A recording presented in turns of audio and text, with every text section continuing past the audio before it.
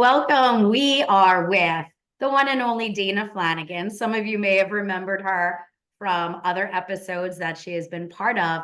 But what I love about bringing Dana on our show is that she is not just a wealth of information for our viewers and listeners, but she is a serial entrepreneur. And I think today, Dana, I want to get down and dirty and raw, and I say it that way because you've gone through not only a recent life event with relocating, but you've also pivoted a little bit in your career. And I think it's just so important because you're an inspiration to so many people that want to take a leap and they're afraid. So I really want to get down and dirty today with you and talk about it. So thank you so much for joining us, as always. Oh, thank you so much, Rhonda. I love being on the show and I appreciate you inviting me back. And yeah, we'll get right to it. So first of all, you and I, not that we're old, but we're not the typical, 20 or 30-year-old that could be deciding to pick up and say, today I decide I want to start something fresh, or I want to have a leap of faith and try something new. So let's start with your transition, because you recently had a massive life event by relocating from Connecticut, and now you're down south in the Carolinas. So tell us a little bit about what prompted that journey and what that experience has been like, because you are still an entrepreneur and self-employed, and you're starting fresh somewhere new.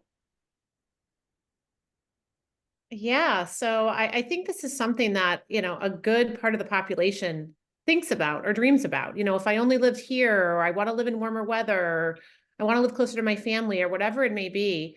For a long time, we were thinking about moving to the Carolinas. We're born and raised in Connecticut, both my fiance and I, and we have been looking to be around better weather, more opportunity as entrepreneurs in a, commission-based world that we live in.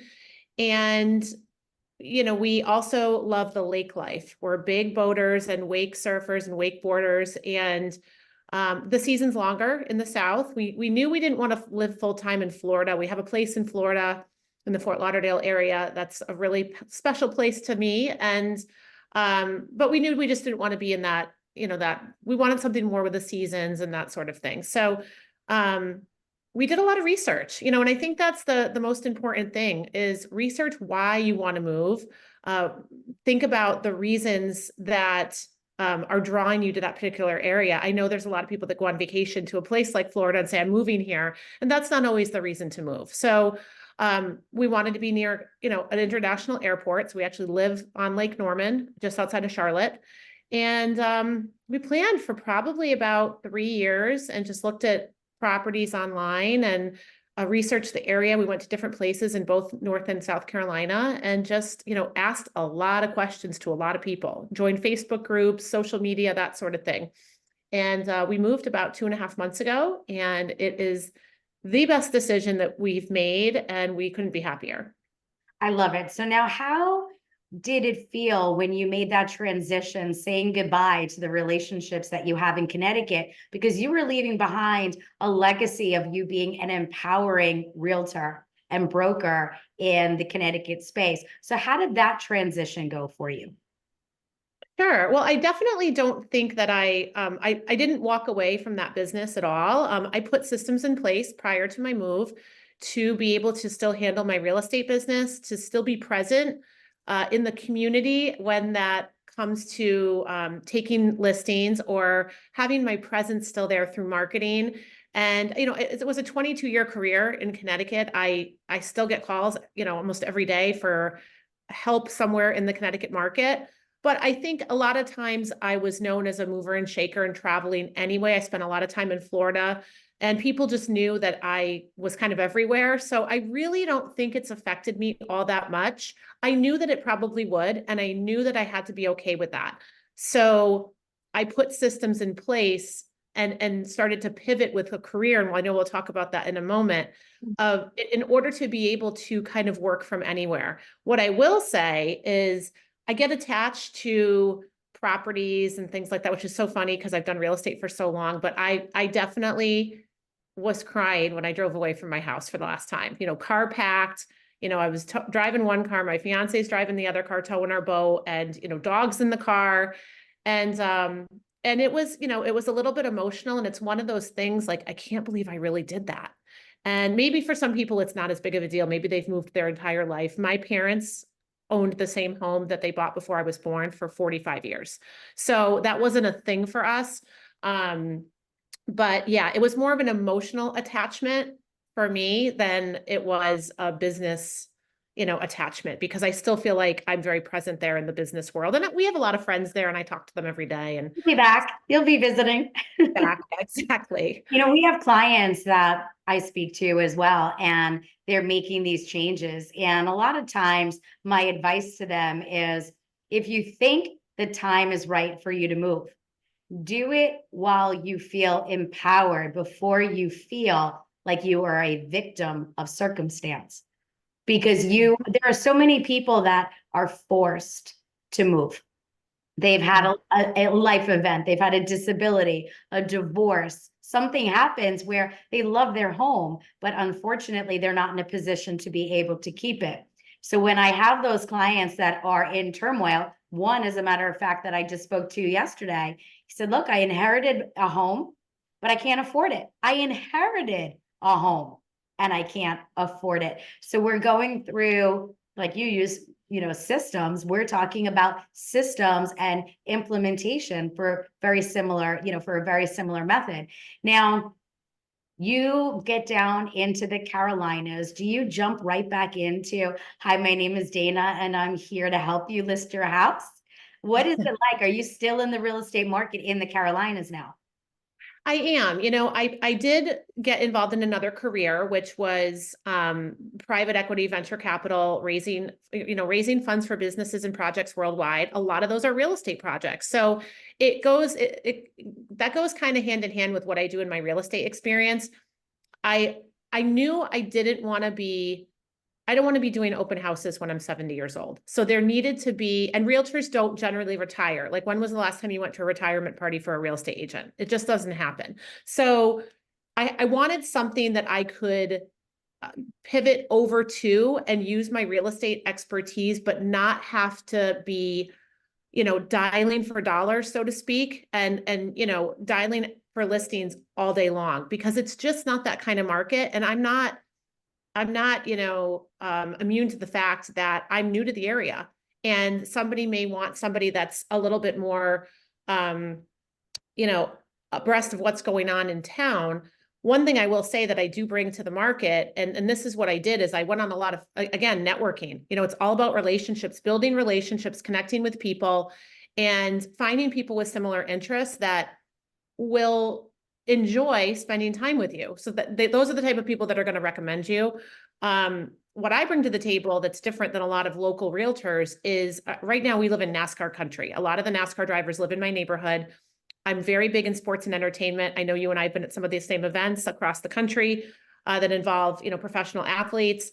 And NASCAR isn't really something that I touched on a lot. It wasn't, we dealt with a lot of NFL and NBA and MLB and that sort of thing. But NASCAR, because it's so prevalent in the North Carolina area, it just wasn't where I was from. So I bring a lot of the national exposure with my connections through sports and entertainment and celebrities and professional athletes, and some of the events that we go to, and the high net worth individuals that we work with. When I am in private equity, venture capital, it's a lot of family offices and wealthy people. And so that kind of all goes hand in hand. So what I bring to the table for anybody that's in the area of where I'm currently living, or anybody really in the country, is that I'm very connected nationwide, worldwide, with some really high-end people, people that, millionaires and billionaires. So those are the type of people that are going to be buying your $20 million home on the lake that's for sale, not necessarily somebody that's moving up from in town. So those are the things that I can bring to the table. And I would say to other people, what are your strengths? Who are you as a brand? When you move to another area, you don't lose that sphere of influence that you've built. How do you reinvent yourself in a new location. And you have to have a competitive edge that's going to put you in a different market than everybody else that's doing the same job as you. Why, once again, we have Dana Flanagan as today's guest. I hope you guys are empowered because we have so much more to talk about. So we know you relocate. You're now down in Lake Norman. What's it like networking and meeting people? Have you noticed whether or not there's been a cultural change or a different environment, right? I'll use, for example, I live on Long Island, but I own property upstate New York. Even though we're still in the same state, geographically, we are in different communities. What has that been like? Have you noticed that there's a difference overall in the way you're networking or some common, when you're out and about, are you a different person, or are you the same exact, or do you have to feel like you're modifying yourself? That's a great question. I find that people in North Carolina are very friendly. Everybody's very welcoming. When I say friendly, I mean, it's friendly like the people that bag your groceries. And in Connecticut, they don't even bag your groceries. They will offer to take your groceries out to the car. I mean, this is a big grocery store, like a Publix. I mean, that they have them in Florida too. Just they talk to you while they're ringing up your groceries. It's just not what we're used to in Connecticut. And people just seem happier, honestly. The weather is better. I did do a weather analogy for like a year and a half of, when we had a great day in Connecticut, was it sunny in North Carolina? And I will say it's definitely nicer weather. And I do think that helps people with their mood a little bit. But I think a lot of people are from elsewhere, and there's a lot of transplants. And I think it resonates with people because they were there as well. So now when I see new people coming in, I'm very welcoming to them, and I tend to be anyway, but you don't see a lot of that in Connecticut. You don't see a lot of people relocating to the area. So you see a lot of that in Florida, and that's its own different breed. But I think it's just a very friendly place and very welcoming. I've been invited to a lot of events already, and I feel like we fit in just fine. I mean, I'm excited. I feel like we already have a lot of friends. And it's just been a really great experience. So, but I would say to anybody that's thinking about moving, definitely do your research, because I can't tell you in my 22 years in real estate how many people have moved. It could be they've moved from Connecticut to Florida. They call me, they hate it, they want to come back. Or they've moved to South Carolina and they love South Carolina, but they don't like the town that they moved to because it's too far from everything. And think about your daily life and what you're going to be doing. And does that location suit what you're looking to do? I personally wanted everything right outside my neighborhood in North Carolina. We didn't have that in Connecticut. Everything was a 25-minute drive. And that was, 25 minutes on the highway. I didn't want to, the other side of the lake, you can get more for your money, but it's going to be a 30-minute drive to everything. And then you have to consider the traffic. I just knew that was not something I wanted to do again. And it was one of my non-negotiables. So think about your lifestyle. Think about what's important to you. I've been here 2.5 months. I put gas in my car 3 times. And I mean, it's like I was filling up once a week in Connecticut. So it's really nice when you kind of stick to your standards and you don't alter from them. Think about what your non-negotiables are and go down and do your research. You have to take a trip there, even if it's just for a weekend, and drive around and do your own due diligence. No one's going to tell you all these things on Facebook. I see people posting, tell me a good place to live. I have 2 kids and they play soccer. Okay. It's a really big state. What else is important to you? And I think that people are, they're not able to make their own decisions now without asking 150 people, but they're getting bad information, if that makes sense. Do you know what I mean? Well, it might not be relevant to their lifestyle. People are just, I think, a lot of times when we talk about social media, it's about validation. Mm-hmm. People go to social media because they are trying to validate a decision they made, or if something doesn't work out. I ask people their opinion. So now, it's there as a boundary. So now we know you've made this transition, and we know you've been in this private equity space. God, I want to say it's almost a year. It's I been could over a year. Yeah. Yeah. Yeah. I could remember when you and I first spoke about it. And Tell me a little bit. I obviously people who are listening right now, private equity, there's so many words out there. Private equity, joint venture capital, family office, private money. Tell us a little bit about how you came to get involved and how you chose where you are out of all of the places that are available. How did you determine where you wanted to park yourself? Well, it's not an easy market to get into. It's not an easy industry to get into. It's very male dominated, number one. Um, and I do not have a finance background. I mean, a lot of these people they're entrepreneurs by, by design, or they have an MBA in finance. And I feel like you have, the older sector, perhaps, will have the college degree. And then you have the really, I mean, when I talk really young, I mean, we're talking early 20s, some of these people that have taught themselves the business and they're into crypto and all those other things. You and I have been to some of those events when we were out in Vegas. Right. You have people, Sean Kelly, Mm-hmm. a great example of somebody who is a young 20-something-year-old who's a self-made millionaire who has every major financial celebrity on his podcast every week. Yep. Yep. And I think what's great about these younger entrepreneurs is they've figured out what they're good at and they've learned how to monetize their relationships. And I think that is, that is key right now in this world. If you're going to be an entrepreneur and you're going to try to grow your business, I looked at it as, what am I good at? I'm a really good connector. I'm a great networker. I'm a great relationship builder. I'm a great sales and marketing person. I am not an operations spreadsheet, build you an Excel program. Don't even talk to me about any of that. I don't know how to do that stuff.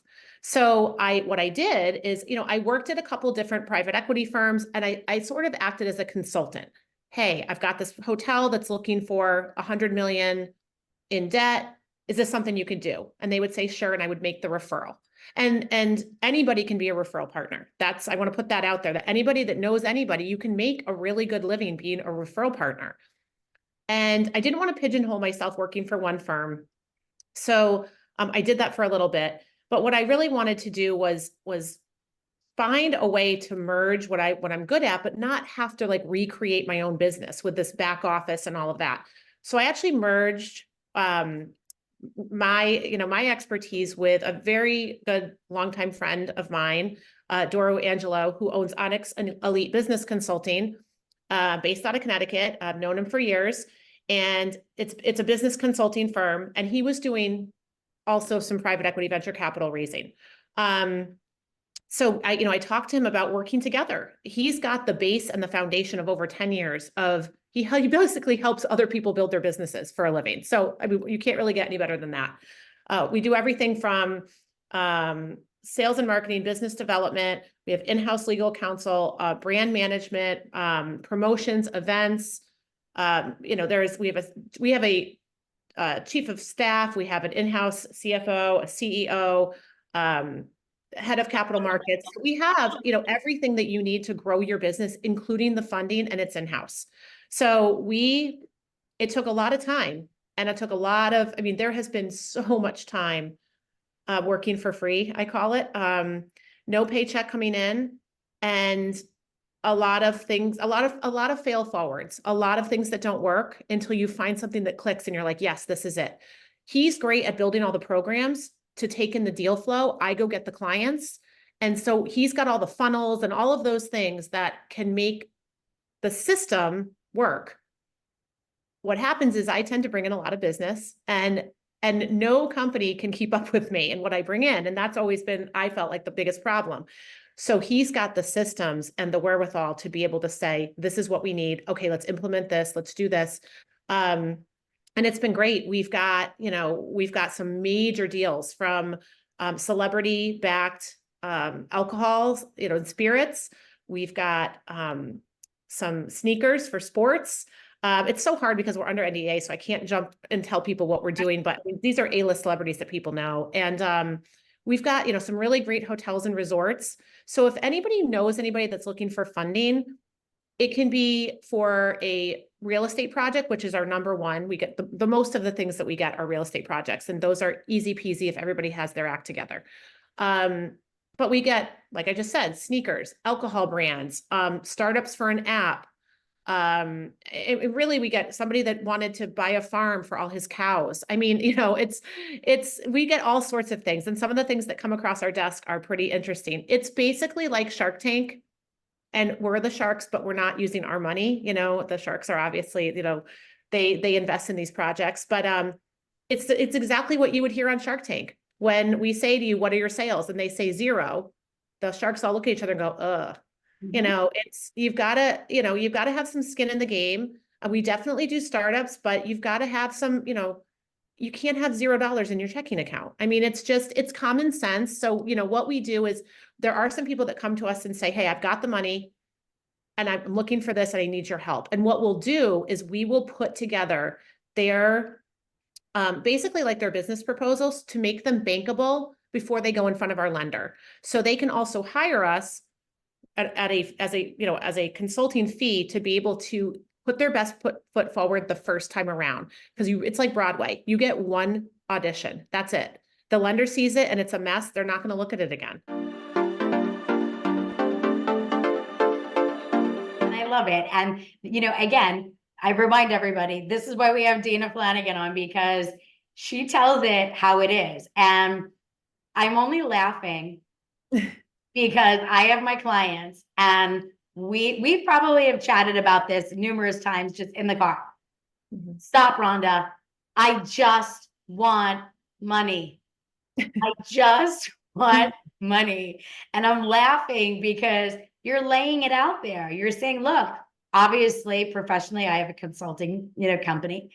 We do very similar things, you and I, but we work in tandem, right? We are not competitors, we are collaborators. And I think that's important for people to understand. But I love the fact that you're laying it out, because small business owners, wake up, Mhm. in the game, have your financials ready. Just because you think you have a unique proposition, share more.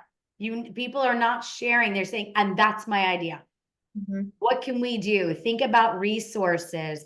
So let's talk about, I call you and I say, Dana, I have a proposal. What is your sweet spot? For example, some of my companies I work with, they won't touch anything under $1 million or 5 million. Then other companies, 100,000 is their sweet spot. So in your line of work where you're specializing today, what is your sweet spot that somebody would be a good client for you? We really, although we really don't like to take anything under 5 million. It's just for many reasons. A lot of times they're the hardest and most amount of work, and you make the least amount of money, number one. And it's those are the people that usually don't have their act together. So those are great consulting clients a lot of the time for us to prepare them to be bankable, but they have to pay for it. And the problem with that is that they don't have the money to pay for it. And we're not talking a lot, we're talking like $5,000, we're not talking like $50,000. So when people come to us and they don't have a little bit of money to invest in their business, I mean, in my real estate career, I've spent $5,000 on a website. It's you have to invest into your business, and they don't really truly have it. They're not going to get funding. Not if they're looking for, 15, 20, 25 million. We can fund anything into the billions. We have a few things right now that are in process over $1 billion. Anything, our sweet spot, what we can really get done is anything from 5 to probably, 150 million and up.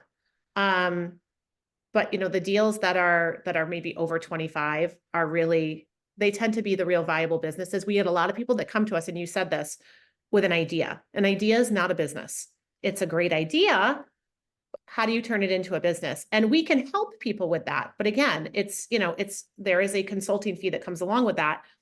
And some people can hire us as their back office. And we do have that where, a hotel or a resort or somebody may want to hire us for our background in getting their hotel up and running. And that is going to be a rolling retainer. And some people come to us, they say, I just want funding. I don't want you guys, I don't need a back office. I don't need operations support. And that's fine too, but we give them all the different things that we do. All of us have a unique background. I obviously have a very strong real estate background. I started in the hotel industry.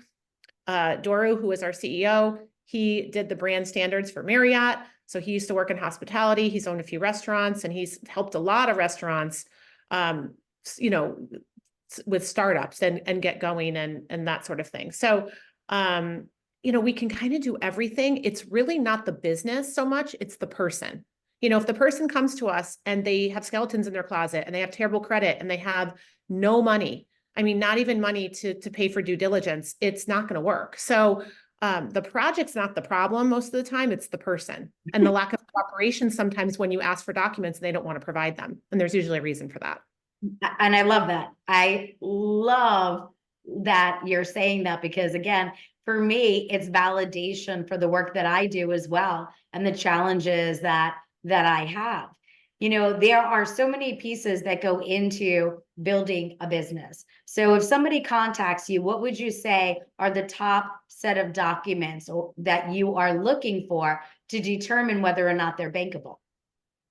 The first thing that we want to see is some sort of pitch deck. Do you have something put together that shows us, and some people will say, what's a pitch deck? Most people have one, if they're looking for funding at that level.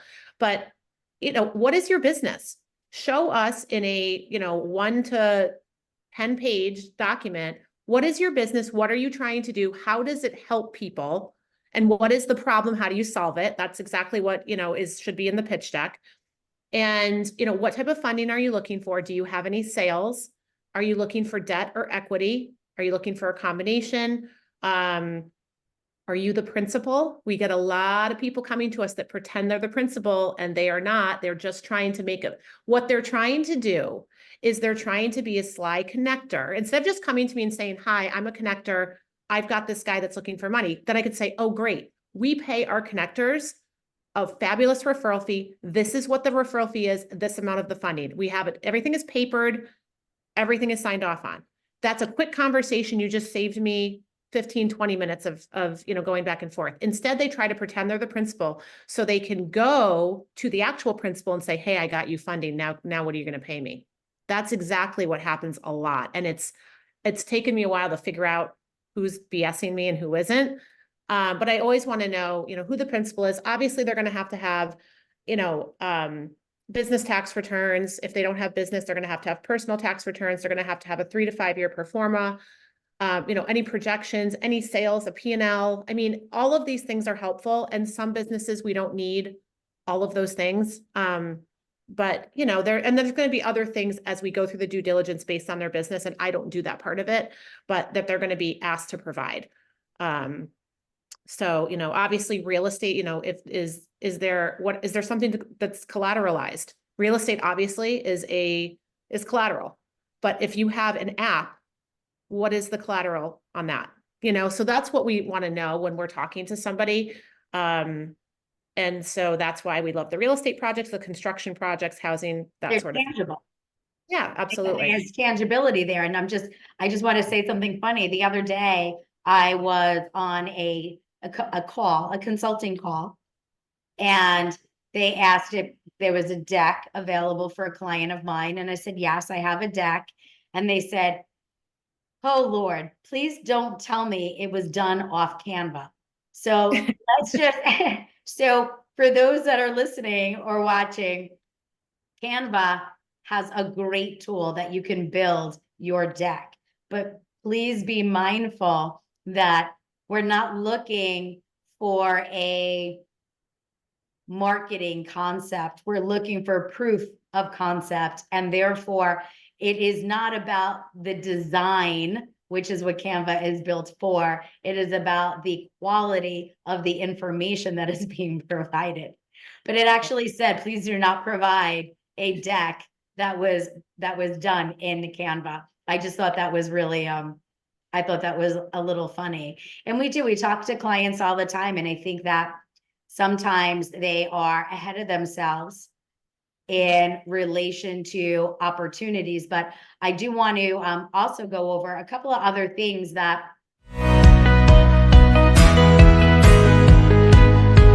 I think are important for our listeners to know about. So once again, just reminding everybody, we are currently speaking with Dana Flanagan. And if you are looking for an independent consultant or you have financial questions and you are looking to connect with somebody, obviously besides myself, Dana is one of my trusted advisors. So again, we are not competitors, we are collaborators. So Dana, let's jump in and talk about strategy. Let's talk about strategy from a marketing perspective. You're out there, you're grinding. How are you finding your deals? And what is the best method? And then when you're doing that, are you finding the quality of those clients the same? And let me give you an example. I am old school, relationship built, word of mouth. And I am currently competing against people that are doing click funnels or some sort of go high level. And they're attacking Instagram and LinkedIn. And what I'm finding is their closing ratios are not as high. So when people talk about this industry, and you mentioned it, you can make a lot of money because the size of your deal is there. But you and I both know not every deal closes. If one out of every 20 closed, I think you and I would agree that those are more realistic and not true deals, but one out of 20 proposals of review. I think you and I would agree. So how are you going about, especially with, you made the move, you're out there. What do you find works best for you for your marketing aspect of this new launch of the business? Sure. So again, I wish I was better at the automation. I am kind of old school when it comes to that. I feel like I'm a social media queen until I literally was out to dinner last night with a social media guru who does people's social media for a living. And when she was telling me just some of her like tricks and tips, I was like, oh, I don't know about that. And so, the good thing about it that I will say is I am a consistent poster. So, and I try to keep it, and I can't tell you enough if you're in sales or in business for yourself and you need clients and you need people to know what it is you do. I understand if you're a teacher or a nurse that you don't need to post about what you're doing on social media. It's a very different world. But if you need people to find you, social media has been great for me for that. And so many people, like you said, Rhonda, are, making money off of TikTok and, Instagram and that sort of thing. My relationships have been built over social media through organic, authentic interaction. And it's probably a much slower way of doing things, but you can't build relationships through automation. You just can't. And so what I mean by that is I spent a lot of time, I'm going to say like upwards of probably 8 months when I got into private equity, contacting people on LinkedIn and looking at their profile and seeing if there were some synergies, and a lot of times there is with all the things that I do. I've done some TV media. I obviously do real estate. So I would ask them if they wanted to get together on a Zoom or, maybe they went to a really cool event. Like you and I have been at plenty of events together, Rhonda, and, we get their information. Hey, let's set up a Zoom and let's get to know each other a little bit more. What value can I bring to you?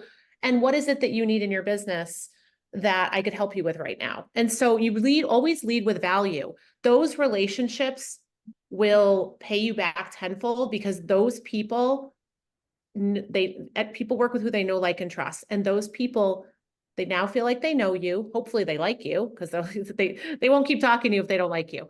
But that's where, that's really where I think the secret sauce is. And people like to skip that step. Oh, if I just put up 100 TikTok videos, or if I just have a videographer follow me around. Yeah, you could have, 500,000 followers, but how many of those people really know you?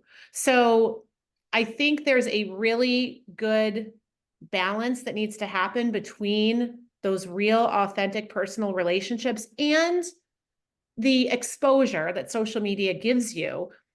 I definitely, I would say I'm much better at the organic part of it. I wish I knew more about the click funnels and click here for my tricks and tips and to get on my email list and all of those things. I mean, I'm not good with some of that stuff. And so I know I'm missing the opportunity of capturing people's emails or capturing them as a, with the click that automatically grabs their information. I know I'm not good at that stuff. But you know what? I don't like some of those things. Like when you go on LinkedIn and someone sends you a request and you hit accept and you immediately have an inbox of them trying to sell you something. It's like, to me, that is so tacky. And, I just think there's there's many different ways to do things. What works for me it takes a lot more time, but what works for me is the authentic relationships.